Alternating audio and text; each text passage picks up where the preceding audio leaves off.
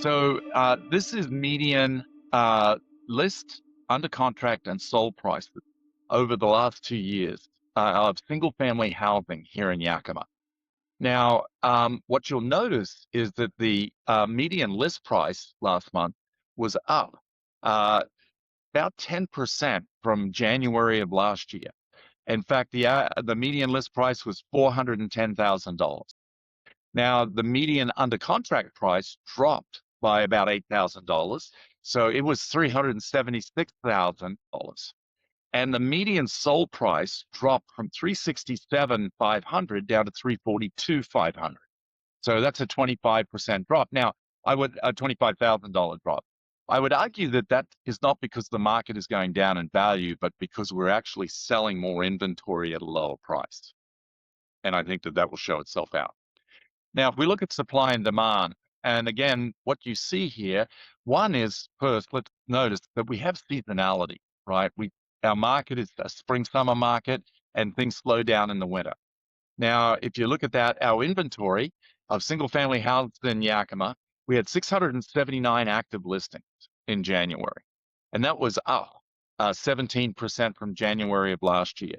Now, our under contracts, we had 122 properties go under contract last month, and that was up 3.4% from January of last year. And then in terms of closings, we had 90 homes close in January, which was down 13.5% from January of 2025. Now, I think what's significant about this, I look at these numbers and I say, well, okay, the for sale and the under contract numbers are actually what I would call windshield numbers. And what I mean by that is it's like looking out of the windshield of your car, looking forward, that's what we see. And it tells us what's coming towards us, right? It's predictive of what our business is going to look like in the future. Sold numbers, on the other hand, are a rear view mirror number.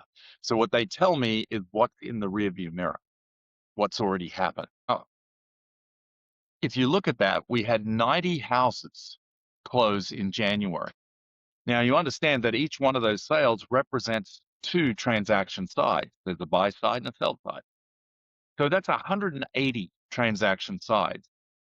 My question for you is this: how many do you need in order to be on track to hit your goals? Because whatever number you tell me, they're there. It's just about you getting your unfair share of that market. Now, if we look at months supply of inventory, right, you can see that we went from 3.5 months in January of last year to 4 months of inventory this year. Now, I would argue that that is still a seller's market, albeit closer to a balanced market. And it's why, by the way, that both our sellers feel like they have control and the buyers feel like they have control in the negotiation. And again, as realtors, part of the value of what we bring to the table, right, is our ability to help those sides negotiate. And one of the ways we do that is by educating them about the realities of the market that they're currently in. Now, days on market, we saw improvement actually. It went from 96 as an average days on market back in January of 2025 to actually 78 days on market this year. So that's an improvement. But again, what this means is we have to have conversations with both our sellers and our buyers about the realities of the market.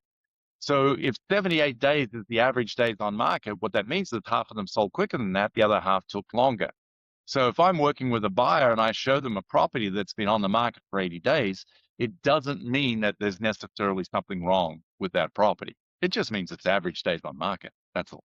Thanks so much for watching. Please subscribe and join us as we continue to build careers worth having, businesses worth owning, and lives worth living.